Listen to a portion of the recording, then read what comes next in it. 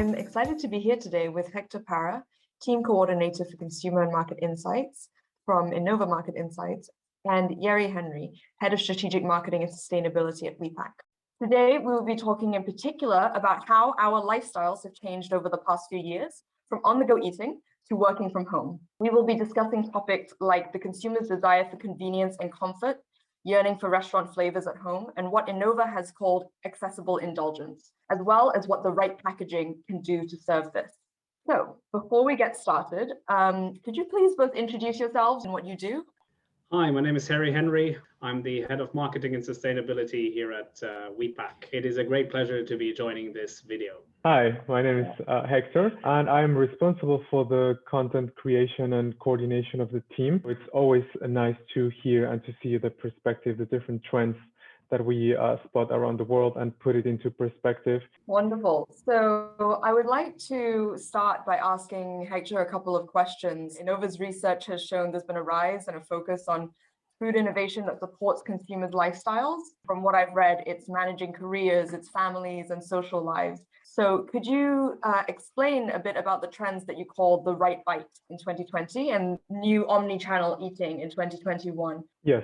In 2020, we identified our trend number 4. It's called the right bite. We identified that consumers are managing their busy lifestyles, family, work, personal well-being, physical well-being, but trying to maintain a balance and a healthy lifestyle. For the omni-channel eating, it's our number 4 trend for this year, 2021. And it's really an evolution of the trend and basically looking at the impact of COVID-19. So we are seeing this overlap of food service and retail, and we also see how consumers are really eating what they want whenever they want. So it's this opening opportunities for cross-channel innovation, accessible indulgence, but also richer experiences. First of all, we identified the different lifestyles, and of course, based on that, we look at the products supporting those lifestyles. So we identified 3 main lifestyles. The first one is the super busy consumer. We identify mainly young consumers. They like to be busy. They work long hours. They want to plan everything very efficient. So for those quick solutions, on-the-go solutions, but also energy providing, high protein, so everything that keeps them on the go will be key. For the second one, it's more about the balance. So it's all those consumers that are also busy, but they also want to enjoy some free time, some me time, let's say. So they also want to wind down, prepare something, enjoy their free time. And the last one will be more, we call it rejecting. So we mainly see that in older consumers, that it's really just looking for a shift in lifestyle. So anything that brings you comfort, anything that is indulgence, and that kind of makes you forget your busy lifestyle. So that will be the third one. And we also ask consumers for this trend, which one is the product that really supports their busy lifestyles? And the number 1 answer was home-cooked meals.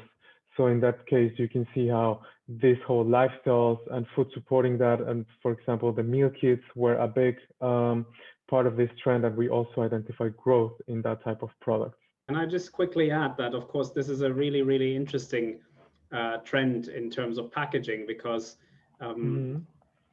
that kind of food, sort of the convenience, it's only as convenient as its packaging, right? So as packagers, we need to make sure that our solutions cater to the need for speed, that our packaging caters to the need for ease of opening and reclosing, for instance, and that it reflects in its outward appearance the luxurious, the indulgence, whatever it is that the consumer is looking for.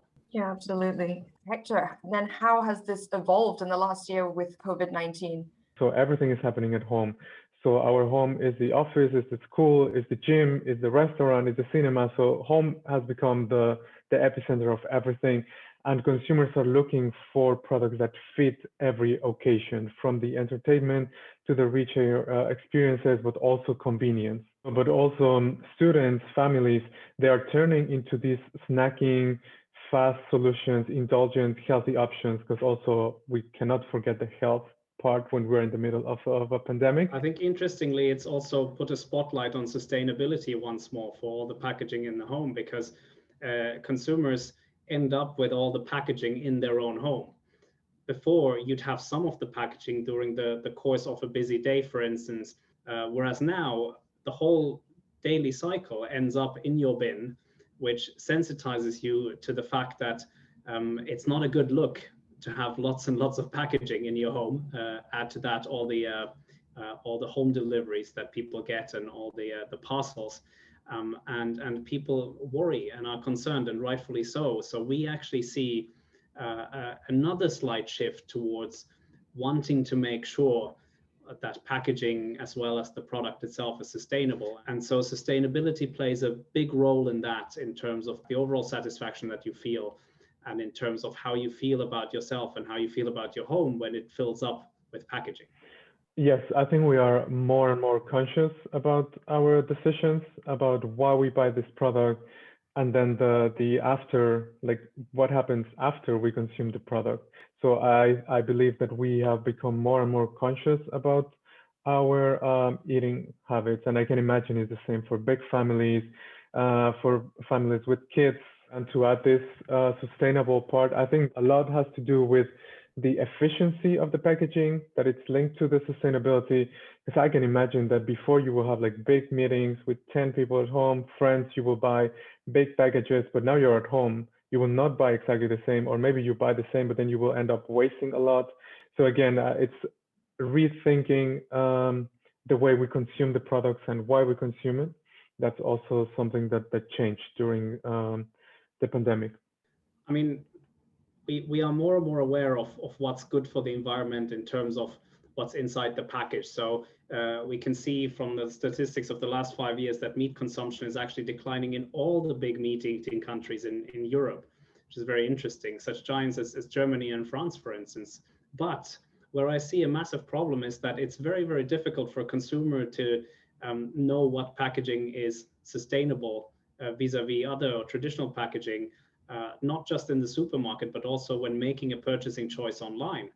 What is the definition of sustainable packaging? What is single-use plastic? People think of plastic straws and plastic forks, but it's a much wider definition, and it is not nearly granular enough for producers to be able to produce against those guidelines, or for consumers to make that choice. There is a massive lack of transparency.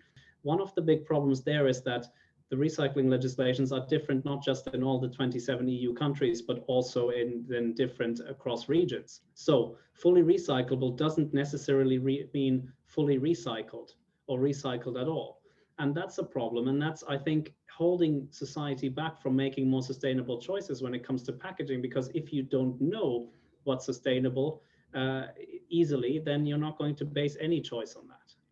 Yeah, absolutely. So bouncing off of that and going into more of the packaging side, I want to just give a bit of context, which is that last year, before the first lockdown was introduced in the UK, at least, there were a lot of articles and a lot of research done after people were seen rushing to buy non-perishables and longer shelf life foods. And according to Public Health England, canned goods saw a 101% increase in sales volumes compared to 2019 in canned goods. So if you're considering the overall carbon footprint of a product and its life cycle, I want to go back to basics and ask you a question, which is, could you just explain why plastic then? Just by the sheer weight. I mean, looking at the statistics from Europe, flexible packaging packages 40% of all goods, but is only 10% of the plastic. And that's a clear indicator right there. It's compared to bottles and cans. I mean, there's a weight advantage ranging between 85% and 95%, depending on the type of the pouch, for example, if we use a pouch or bag concept.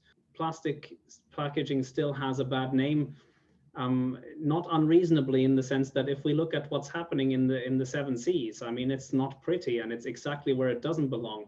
However, we need to be a little bit more clever around the overall discussion. The carbon footprint that flexible packaging produces is so much lower than any comparable solution that we have on the market at the moment. And if you ask the people who produce the packaging, I mean, we struggle to get raw materials. So the last thing we want is for it to end up somewhere where we can't control it, where we can't have it back. We want to produce from recyclates. We want to put it just right back into the system. We need a massive step forward in terms of recycling and circularity, which we're not seeing at the moment. So yes, the advantage of cans of aluminium to some degree is that there is currently a better infrastructure for recycling in place. But long-term, surely a solution that is 8 to 9 times heavier cannot be a solution at all. Yeah, absolutely. So in that sense, do you think that pouches can be the new aluminium cans, or should they replace canned goods as a shelf-stable and convenient alternative? I mean, they have to. Pouches are a wonderful solution for a multitude of applications. And actually there are, for instance, very few limits as to how big a pouch can be. So we can play with size, with shape, with stacking, with logistics in general. Pouches are printable, so you don't have to have separate labels either. You can have mono-material pouches where both the pouch as well as the spout are made of the same material. So very easy to recycle. And in the future, we can use bio-PE and other biomaterials to create a zero carbon footprint pouch. I don't think aluminium can ever get there. So pouches and portion packs are clearly a strong trend. Portion packs especially is a trend that's been going on for quite a bit now. Pouches, I think, are currently the fastest growing flexibles area in flexible packaging. Let me just add one thing. Pouches pack such things as sterilization equipment for surgery, and blood transfusion bags are essentially pouches. So if you can pack those things, you can pack anything in the world. When it comes to hygiene, when it comes to puncture resistance, when it comes to high tech. When we look at the packaging, actually, there's a lot that needs to be done in terms of making packaging more sustainable. And it begins with the choice of type of packaging, of course. And in that sense, going forward, I am absolutely sure that pouches will retain their place and grow market share, simply because they are such a fantastic solution. But there are a number of other highly puncture resistant, highly flexible materials that will also take their place as a growing share of the food packaging market, especially, but all other packaging as well. I think during this time, we have all become so aware and so conscious about our decisions, food decisions. And especially we identified this year in one of our biggest trends, and the number one trend for this year, we call it transparency triumphs. Sustainability is not just packaging, it's not just plastic is bad, this one is good, it's the whole product. And I think consumers are more and more conscious about this. So it's not just about the plastic, it's also about how they produce this product, maybe about the animal welfare, what's the impact for the environment, the CO2. So again, it's this whole transparency in the supply chain, in the decisions that we take, and to be more and more conscious about the products that we eat and why we are eating this product. That was beautifully, brilliantly summed up by Hector. Thank you for that. I guess from a packaging perspective, again, the problem is how to make that choice. With food, we are more and more aware. In that transparency, we're going in the right direction. And I think Innova has very correctly identified transparency as the number one trend, but also a number one need of society. In terms of sustainability going forward, we need transparency. It has to be a trend. Without it, the correct decisions will not be taken.